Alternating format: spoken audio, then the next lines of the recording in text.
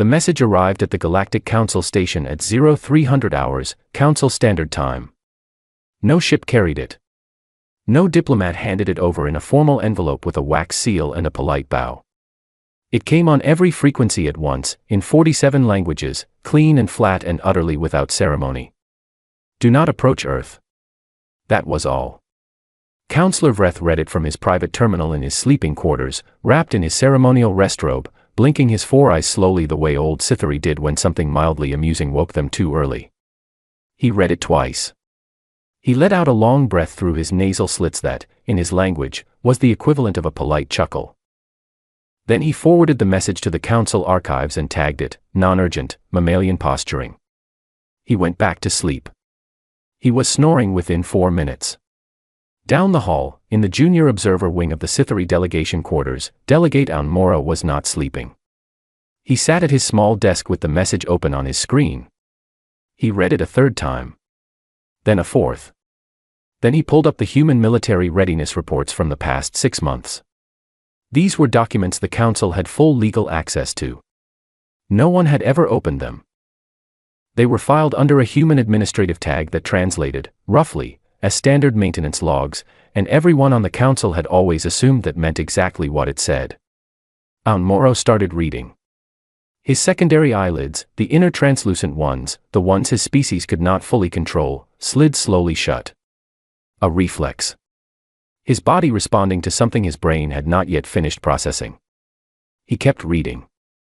By 0430 hours he had not moved from his chair. His water cup was empty. His desk light was the only light on in the entire junior observer wing. Outside his small window, the station's artificial stars, little pins of light they installed to make long postings feel less like being buried, glittered at nothing. He closed the reports. Opened them again. Closed them. On Earth, in the human delegation hub in Geneva, Calduran sat at his own desk with the same message on his own screen. His coffee was hot. He was watching the Council's response feed on a 3-second delay, the automated systems that logged every diplomatic reaction, every archive tag, every forwarded document across Council channels. He watched Vreth tag the message. He watched it get filed. He watched the Council's night shift duty officers process it, dismiss it, and move on to other things. Cal picked up his coffee cup. Drank. Set it down with the particular care of a man who had expected exactly this and found no comfort in being right. He did not send a follow-up message. He did not call the Council to clarify. He did not ask for confirmation of receipt. He turned off his screen, put on his coat, and went to catch the late shuttle home. Nora Vance caught him in the elevator on the way down. She was eating crackers from a small paper sleeve. She did this constantly and no one had ever asked why and she had never explained it. She looked at him with the flat, dry expression of a woman who had been awake since 0300 hours and did not feel the need to announce it. They filed it non-urgent, she said. I know, Cal said. The elevator hummed. Nora ate a cracker. She held the sleeve out toward him. He looked at it for a moment, then took one. They rode the rest of the way down in silence. Outside, the Geneva fog was thick and low, sitting on the streets like it owned them. Cal walked to his car. He did not hurry. There was no point in hurrying now. The message was sent. The Council had received it. What happened next was no longer a matter of diplomacy. It was a matter of time. 3 days later, the message was the subject of a Council general discussion session. Not a formal hearing. An informal open-floor meeting, the kind where delegates could speak without their remarks being entered into the permanent record. Vreth attended in casual dress, which among the Sithari still involved 3 layers of layered silk and a ceremonial pin, but the point was the informality of spirit. He found the whole thing mildly entertaining. He said so, in the genteel way senior Sithari said things, with long pauses and careful word choices that somehow managed to be condescending without being technically rude. Humanity. Their little warning. Their 11 words. He had been dealing with younger species for longer than most planets had oceans, and they all went through a phase. A territorial phase. A puff chest, rattle your spears phase that they eventually grew out of once they understood how large the galaxy actually was and how small they actually were. Several other delegates laughed politely. A delegate from the Murin Collective asked whether anyone had looked into the specific language of the warning. Whether there was cultural context worth noting. Vreth said, pleasantly, that there was not. He said it with the same tone a teacher uses when a student asks a question that has a very obvious answer that they should already know. The Murin delegate sat down. Aunt Moro sat in the back row of the chamber and said nothing. He was the most junior Sithari in the room by about 300 years of institutional standing, which meant that speaking without being addressed first was something that simply was not done. He sat with his hands folded on the desk in front of him and watched Vreth perform certainty for the room. He had the human military readiness reports memorized by now. Not in the official way of someone who had been briefed. In the private way of someone who had stayed up too many nights reading something they could not stop reading. He thought about the casualty figures. The ones buried at the back of a report that had been labeled, in human administrative language, as an operational review. The kind of phrase that sounded like paperwork. The kind of phrase that was designed to sound like paperwork. He thought about what those numbers actually meant. He thought about the fact that the humans had sent one message. Not a demand. Not a threat. Not a request for a meeting or a summit or a formal hearing. One sentence. 11 words. Broadcast once and then silence. As if they had already said everything worth saying. As if the rest was the council's problem now. Vreth concluded the session with a small joke about mammalian territorial instincts that got a polite round of laughter. He suggested they move on to the trade dispute between the Helm and the Outer Corridor systems, which was a real problem involving real civilizations with real clout in the council chambers. The humans and their 11 words were finished as a topic. Filed. Done. Aunt Moro walked back to his quarters alone. He sat at his desk. He opened the human readiness reports one more time. He stared at the casualty figure from the EOS operational review for a long time without moving. Then he closed his eyes. In Geneva, Calduran made a second cup of coffee.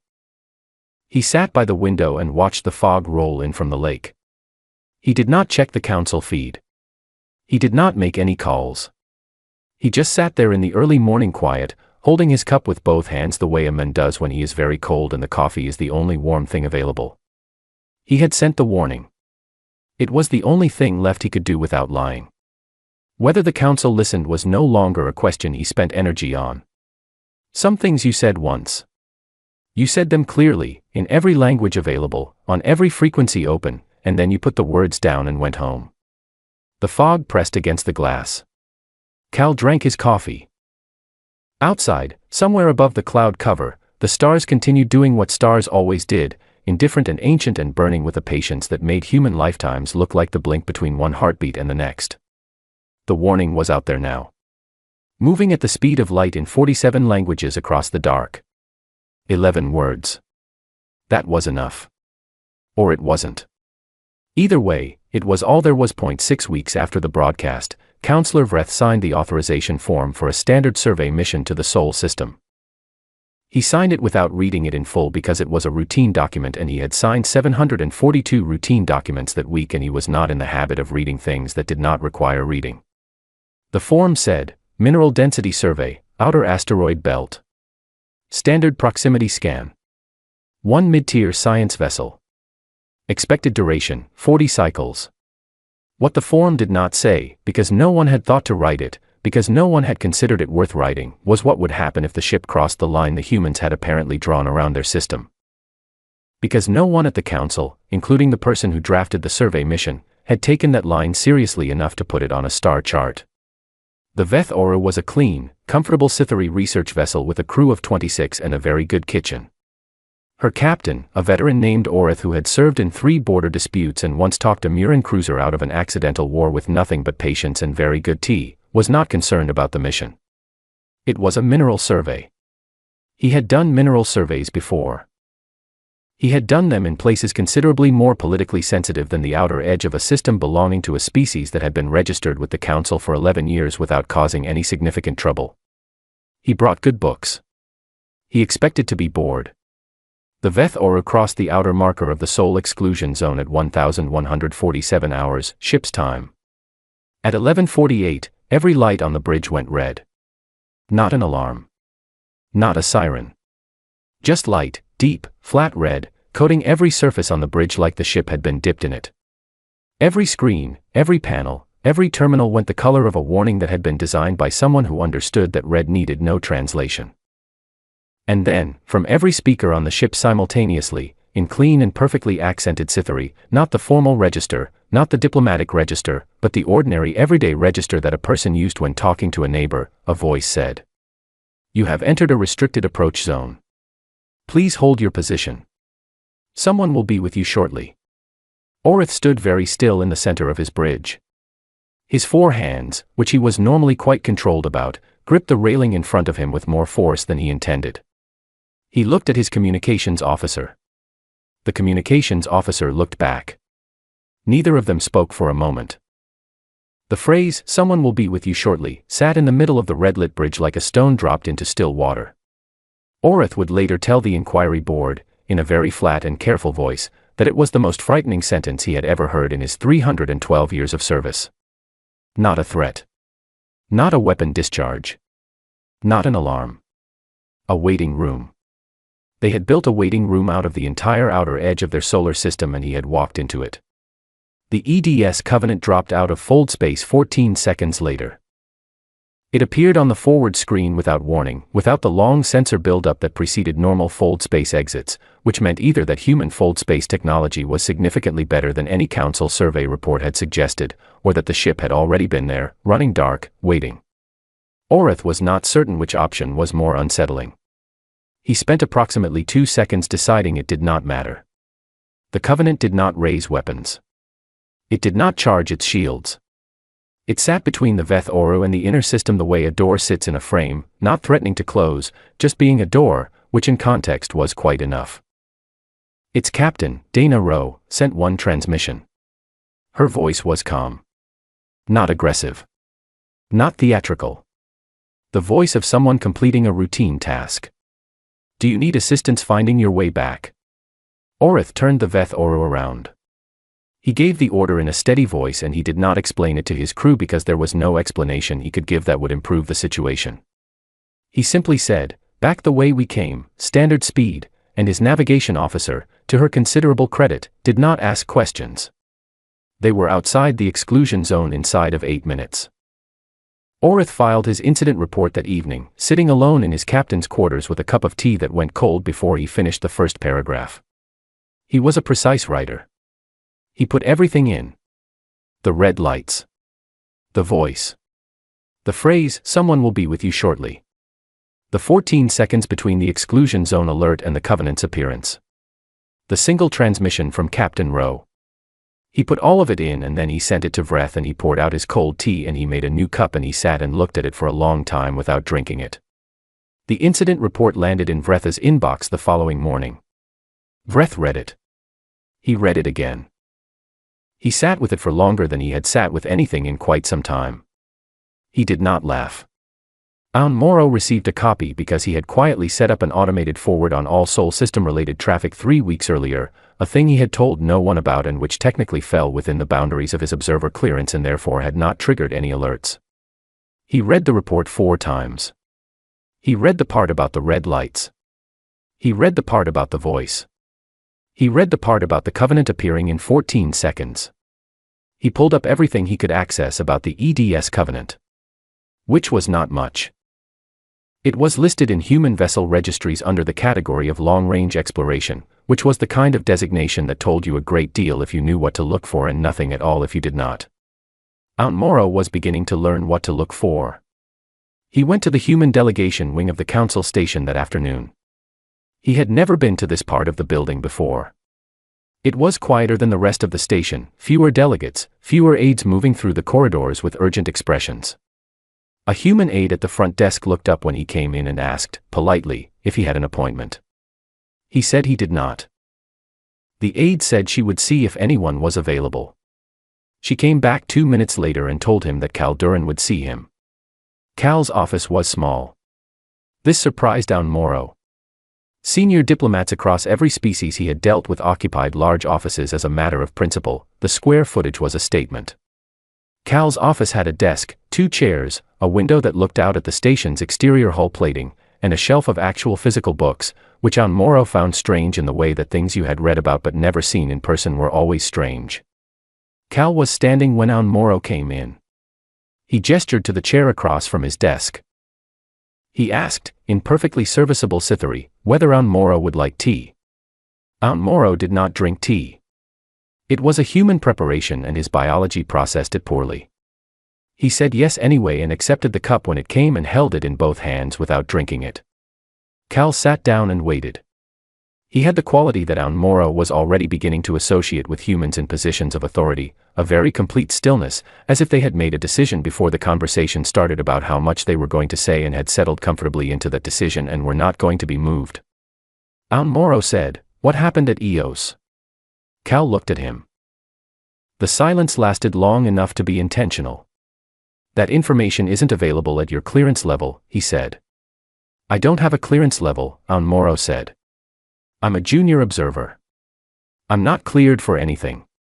"I know," Cal said. Morrow looked at him. Cal looked back. The tea sat warm in Morrow's hands, which was the best thing it was doing for anyone. Outside Cal's window, the whole plating of the station caught the distant light of a star too far away to name. The Covenant was out there somewhere, back in the dark, running whatever it ran between incidents. Waiting for the next survey ship that didn't read warnings. Morrow set the tea cup down on the edge of the desk. He thanked Cal for his time. He went back to his quarters and opened the EOS files again and kept reading. Someone on the council leaked the Veth Oru incident report. No one ever officially confirmed who did it.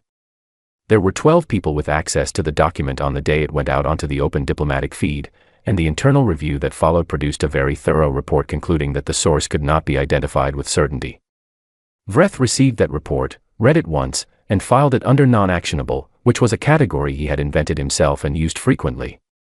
It did not matter who leaked it. What mattered was that by the following morning, every species with a seat on the council had a copy and opinions about it. Most of the opinions were performed. That was the word Nora Vance used when she described them to Cal across the small table in the delegation hub's break room, eating her crackers and speaking in the flat, factual tone she used for things that would have made a different kind of person angry. Performed. Delegates from 6 different species were expressing amused skepticism in their public statements, the humans and their little patrol ship, their little warning light, their charming territorial instincts. Species who had never needed to be afraid in the presence of other species doing the diplomatic equivalent of laughing at a locked door that they had, 24 hours ago, declined to open. A few of them were not performing. The Murin delegate had gone very quiet.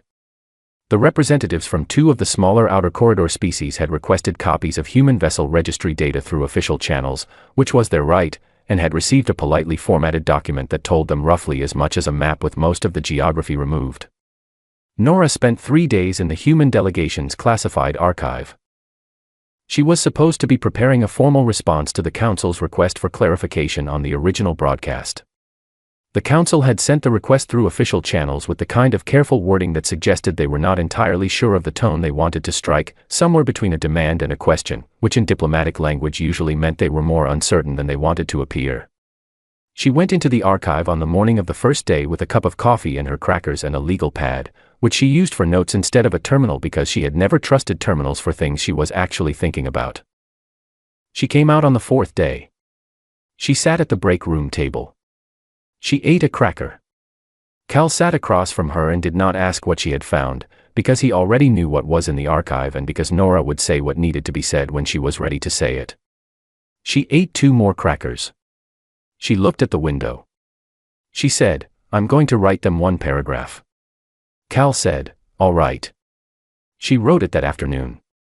It took her 11 minutes, which was fast for Nora, who normally revised everything 4 times before she considered it finished. The paragraph was 1 sentence long. It restated the original broadcast, word for word, in all 47 languages, formatted as a formal diplomatic response on official human delegation letterhead with Cal's signature at the bottom. "Do not approach Earth." The Council's response to the response arrived 36 hours later. It was not a paragraph. It was 14 pages, drafted by a committee, and it used the phrase, "formal request for clarification," 9 times. It demanded, in the language of bureaucratic urgency that managed to sound both pressing and deeply polite, a full explanation of the Veth Oru incident, the nature of the exclusion zone, the authority under which the EDS Covenant had operated, and the meaning and basis of the original 11-word broadcast. Cal signed the reply himself. It was 3 sentences. The warning was self-explanatory. The Covenant operated under Standing Earth Defense Authority. The exclusion zone is active and in effect. He sent it on a Tuesday morning, went to lunch, and did not check the Council feed until the following day. Meanwhile, Morrow had been in the Council's public diplomatic library for most of the week. Not the classified sections, he did not have access to those and had not requested it, because requesting access to things above your clearance level was the kind of move that ended careers before they properly started, and he was still at the stage of his career where he had more future than past. But the public sections were substantial, and within them, if you knew where to look and were willing to spend a significant number of hours cross-referencing documents that were not meant to be cross-referenced, you could find things.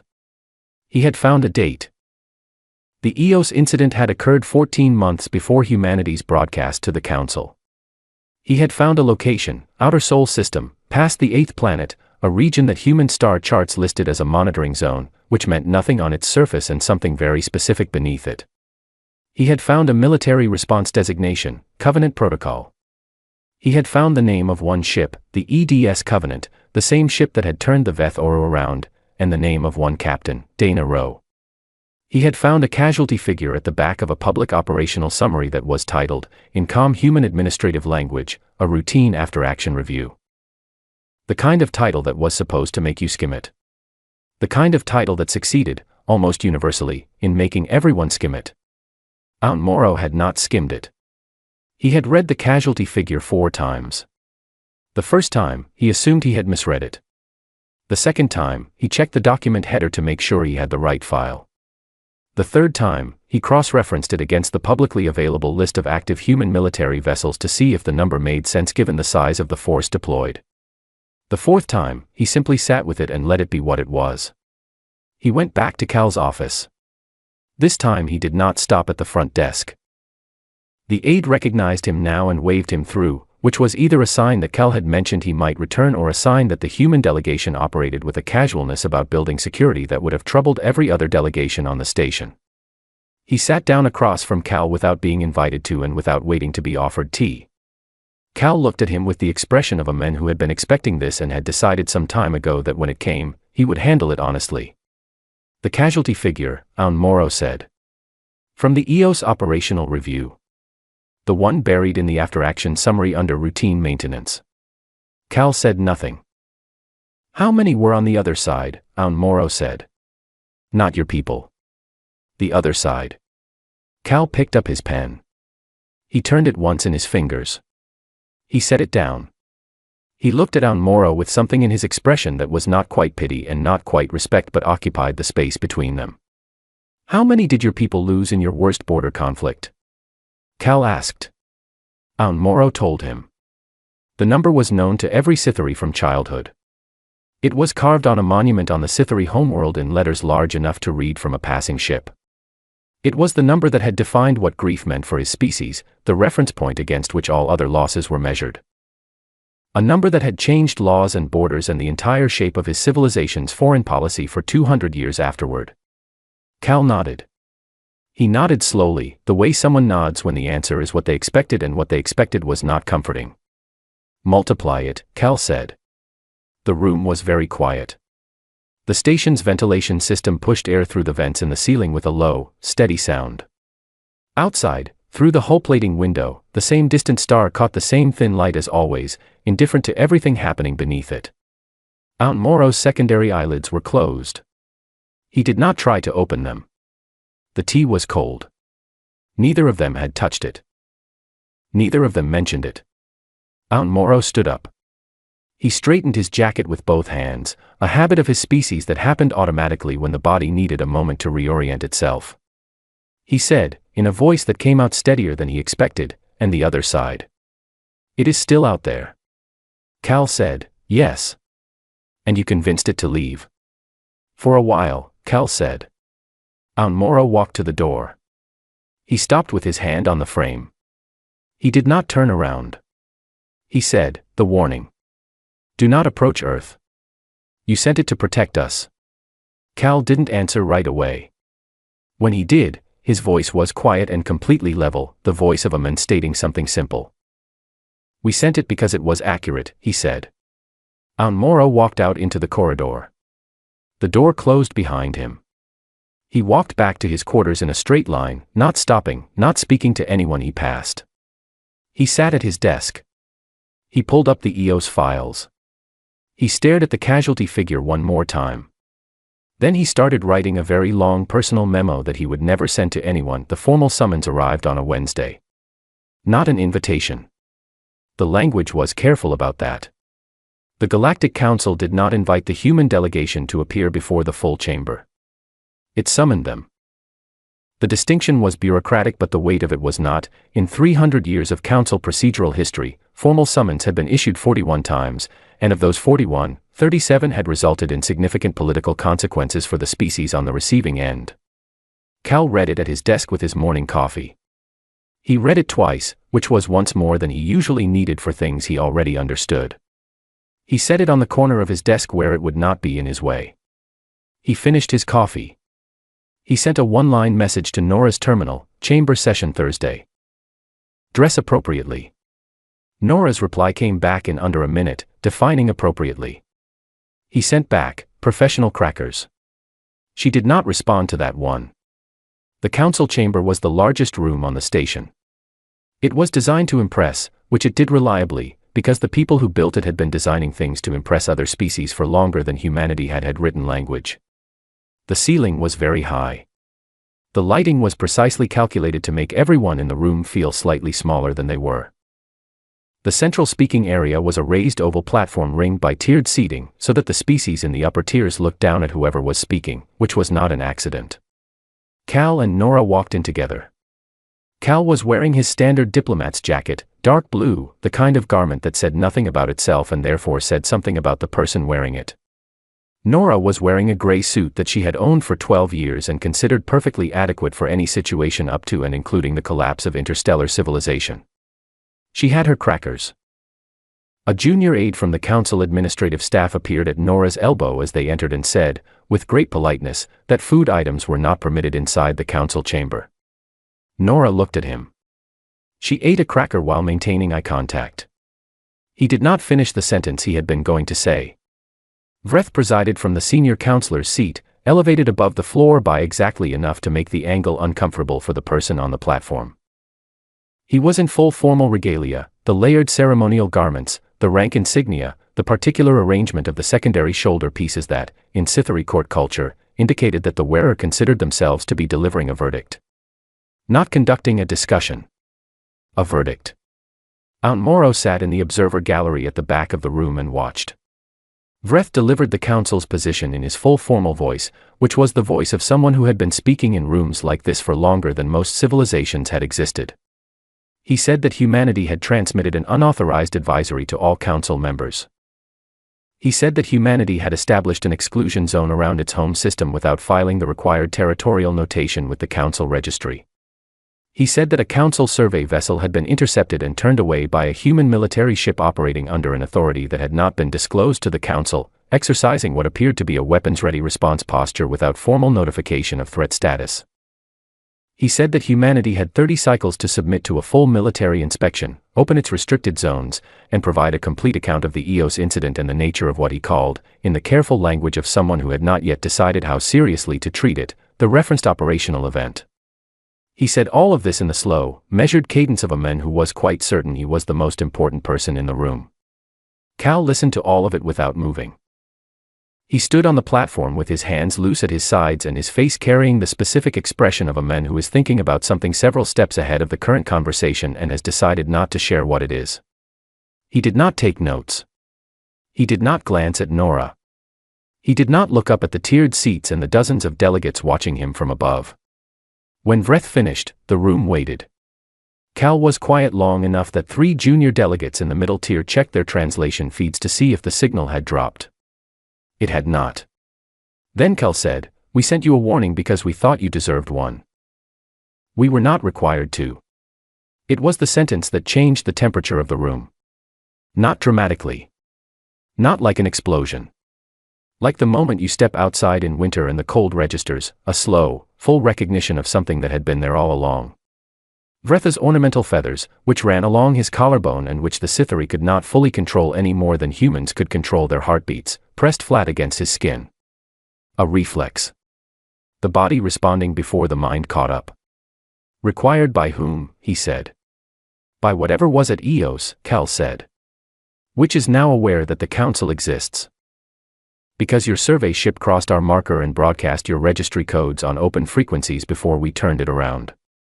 He let that sit. He did not elaborate. He did not gesture or lean forward or do anything that would suggest he was trying to make a point. He was just stating things that were true.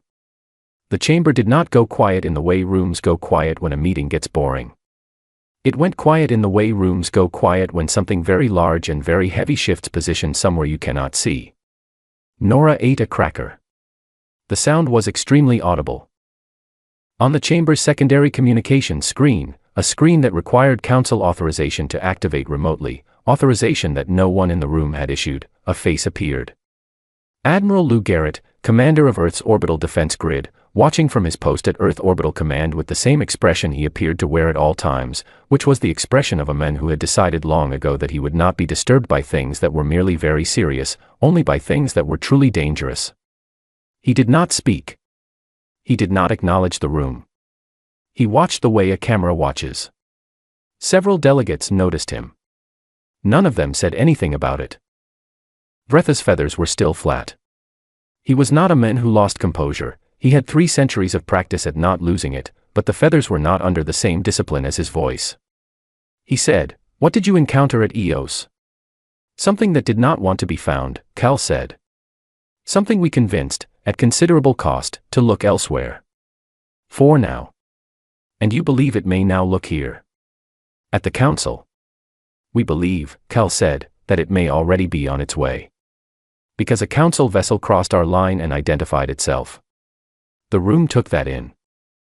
You could feel it happening, the slow shift in posture across 100 seated delegates, the particular stillness of people who have just had a category of thought become available to them that was not available a moment ago. The category, this is real, and it is not about the humans. Vreth was quiet for a moment. When he spoke again, his voice had changed. Not broken. Changed. The organ roll authority was still there, but underneath it was something that had not been there before. Something thinner. He said, "Then why did your message say do not approach Earth? Why not warn the Council? Why not warn every inhabited system?" Cal looked at him. He looked at him with the calm of a man who had been waiting for this question since the moment he walked into the room. Maybe longer. Because Earth is the only place it knows it cannot win, Cal said. Nobody breathed. Not loudly, anyway. On the secondary screen, Admiral Garrett blinked once. That was all. Vreth said nothing for a long time. When he finally spoke, the formal cadence was gone and what remained was just a very old person asking a real question. "How many of your people did you lose at Eos?" "Enough," Cal said. "And it left." "It left. And it may come back." "Yes," Cal said. "Which is why the exclusion zone exists. Which is why the Covenant is out there. Which is why the warning was not a territorial instinct or a diplomatic gesture or mammalian posturing." He said that last phrase exactly the way it had been used in the Council archives, flat and without accusation. It was accurate information. Delivered once. Clearly. In every language we knew. Vreth was still. His feathers were still flat. He looked like a man who had walked into a room expecting to deliver a verdict and found himself standing at the edge of a very different kind of conversation entirely. Aunt Morrow sat in the back of the observer gallery and did not move. He had known. He had known since the casualty figure. He had known since the words, "multiply it," sitting in a small office with cold tea. He had known the way you know a thing that you find in a report buried under a boring title designed to make people skip it, with the slow, settling weight of a fact that has been true for a long time and is only now being looked at directly. Cal stepped down from the platform. He did not wait to be formally dismissed. He walked to where Nora was standing, and she fell into step beside him, and they walked out of the chamber together the way they walked everywhere, without hurrying, without looking back, as if what happened next was something they had already calculated and were simply waiting for the math to finish. The chamber remained quiet for a long time after they left. On the secondary screen, Admiral Garrett's face disappeared. The screen went dark. No one called a motion. No one moved to adjourn. They just sat there, 100 delegates from 100 species, in the very high-ceilinged room designed to make everyone feel small, feeling exactly that. It did not arrive like a fleet. Fleets were something the Council knew how to process. Fleets had shapes and formations and sensor signatures that matched things in databases. Fleets were the kind of threat that triggered protocols, and the Council had very thorough protocols for things that matched items in databases. What came from the direction of the EOS coordinates did not match anything in any database. The Council's deep-range sensor arrays, the ones positioned at the outer edge of the mapped systems, the ones that had been running routine background sweeps for 200 years without ever registering anything that required a second look, picked it up first as an anomaly. A wrongness in the data. Not a signal. Not a contact. A place where the expected pattern of space was slightly off, the way a word in a familiar sentence can be wrong without you being able to immediately name why. The anomaly moved. It moved against the current of normal space the way that something moves when it has not been seen yet and does not want to be, which is a way of moving that the Council's sensor arrays had no specific category for and therefore kept logging as a data artifact. The duty officer who flagged it on the first pass filed it under equipment calibration review and went to get a drink of water. The duty officer who caught it on the second pass, 6 hours later, did not go to get a drink of water. She sent it up the chain with a flag code she had to look up because she had never used it before. The flag code was the one reserved for unclassified deep space phenomena of unknown origin. It was the flag code that, in practice, nobody used because in 200 years of sensor operation nobody had ever needed to. The chain responded within the hour. 17 minutes after the response reached the senior operations desk, every Council species with a ship anywhere near the outer Sol region received a transmission from Earth's orbital defense grid. The transmission said, "Hold position. You are inside our operational envelope. Do not move." No preamble. No greeting. No diplomatic framing. Just that, delivered on all channels, in every language, with the same flat certainty as a sentence that has been composed and stored and waiting to be sent for a very long time. Every ship held position. Morrow was in his quarters when his terminal lit up with the operational alert. He was already awake. He had not been sleeping well since the hearing. He read the alert, read the transmission text, stood up from his desk, and went to the observation deck on the station's upper level, which had a direct view of the outer system sensor display that ran along the wall in real time. He was not the only one there. A dozen delegates from 6 species stood at various points along the observation deck, watching the same display. Nobody was talking. The sensor display was a field of soft green light interrupted by the coded signatures of known vessels, the small markers of ships holding position at the edge of the exclusion zone, the larger signatures of the stations and platforms scattered through the outer Sol region. Things the Council had been logging for years as civilian infrastructure. Mining platforms. Research stations. Long-range communication relays. They were not doing what civilian infrastructure did. They were moving. Not randomly. With the specific, coordinated economy of things that know where they are going and have known for a long time. The mining platforms were repositioning. The research stations had shed their outer sensor arrays and replaced them with something that registered on the display as nothing the Council's classification system had a label for. The communication relays were doing something that was technically relay operation if you defined relay operation very broadly and did not look too closely. The thing from the EOS direction continued to move. And then the Covenant was there. Not appearing, the Covenant had been running dark at the edge of the zone, and what changed was simply that it stopped running dark. It lit up on the display like a signature that had always been present and had simply chosen this moment to be visible. It moved toward the anomaly with a steadiness that was neither slow nor fast, the steadiness of something that is moving at exactly the speed it intends to move. Other human ships emerged from the dark around it. The Council had survey data on the human military. The survey data had been filed and periodically updated and no one had ever looked at it the way Morrow had looked at it, which meant that no one on the observation deck was fully prepared for what the display was now showing them. The number of active vessel signatures in the sole exclusion zone climbed past what any official registry had documented, and kept climbing, and the signatures were not the signatures of what the registry said they were. They were heavier than that. They were older than that. They were, in several cases, a configuration that the Council's sensor interpretation system flagged as unclassifiable and then after a moment's processing quietly reclassified as unknown military. The exclusion zone was not a fence. It had never been a fence. The word Moro found for it, standing at the observation window with both hands pressed flat against the glass without realizing he had moved, was trap. Not in the aggressive sense. In the engineering sense. A carefully built, precisely positioned structure designed to catch something at a specific location, using the zone itself as a funnel and the dark running ships as walls that closed behind you only after you were already inside. Humanity had been building it for years. While they attended council sessions and paid their dues and sent their polite diplomatic attaches and said nothing, they had been building this. The engagement lasted 11 hours. Moro did not leave the observation deck. He did not eat. He watched the sensor display with the focused, total attention of someone who understands that what they are watching is going to matter for the rest of their life regardless of how it ends.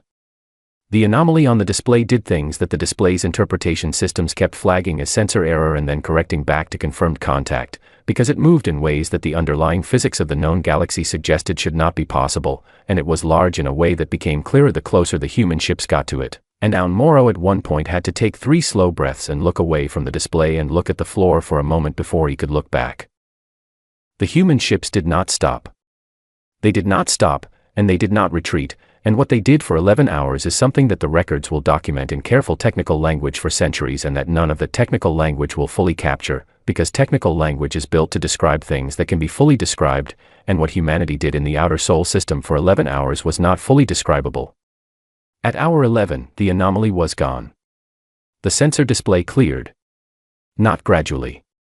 It was there and then it was not there, the way a word you have been staring at for too long suddenly stops looking like a word. Silence on the observation deck. Then someone from the Murin delegation said something in their own language, quietly, that did not translate cleanly into anything else. Moro did not know what the word meant. From the way it sat in the air after it was said, it sounded like something between a prayer and an acknowledgement. Something said when the event is too large for normal language and a person says something anyway because the alternative is saying nothing.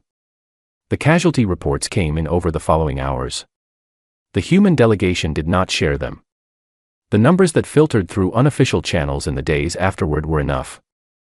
They were enough for the council to understand what, at considerable cost, had meant when Cal said it in the chamber, and what it had meant at Eos the first time, and what it had been costing, quietly, in the dark, without announcement or explanation, for longer than the council had been paying attention. Vreth found Cal in the corridor outside the chamber the following afternoon. He was not wearing his formal regalia. He was in his simple everyday garments and he looked, for the first time since Moro had known him, like something old that understood it was old. He stood in Cal's path and Cal stopped. They looked at each other in the way of two people who have run out of the kind of conversation that serves as cover for the real one. Vreth said, "Why did you not tell us?" It was not really a question. It was the sound of a man working something out. Cal said, "Would you have believed us?" Vreth was quiet. Then, no. Then we told you the only thing that mattered, Cal said. He shifted his bag on his shoulder. He looked at Vreth for a moment longer, with something in his expression that was not unkind. Don't approach Earth. Everything else is above your clearance level. He walked on. Nora appeared from the side corridor where she had apparently been standing the whole time and fell into step beside him. She held out the cracker sleeve. He took one. They walked down the corridor without speaking, the way people walk when there is nothing more to say and they are both comfortable with that. At the end of the corridor, Cal said, Moro's clearance request. Level 4. File it before end of day. Nora said, already drafted. They turned the corner and were gone. Moro was still on the observation deck. The sensor display had returned to its normal quiet configuration, the soft green field, the small coded markers, the ordinary silence of space that is not, as it turned out, as empty or as safe as it looks. He stood with his hands at his sides and looked at the place on the display where the anomaly had been. He thought about the monument on his homeworld. The number carved in letters big enough to read from a passing ship. He thought about multiply it.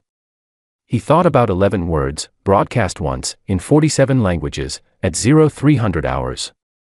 Sent not as a threat and not as posturing and not as the territorial instinct of a young species that didn't know how large the galaxy was. Sent as accurate information by people who knew exactly how large the galaxy was and what lived in the parts of it that didn't show up on anybody's charts. Down in the operational logs of the EDS Covenant, in a file under a classification designation no Council species had clearance to read, Captain Dana Rowe closed out the engagement record. She wrote the casualty count in her operational log in her usual handwriting, the same steady letters she had been using for 16 years of filing reports in the aftermath of things that were too large for normal language. The hand did not shake. It had not shaken at EOS either. She had learned, a long time ago, that you could let it shake later, in private, when the log was closed and the ship was running on quiet watch and the stars outside the viewport were just stars. Right now there was a record to close and a report to file and coffee to make, in that order. She submitted the report. She made the coffee. She sat in the captain's chair and looked at the stars the way you look at things you have chosen to stand between and everything else, which is not the way other people look at them. The stars did not look back. They never did. That was fine. That had always been fine.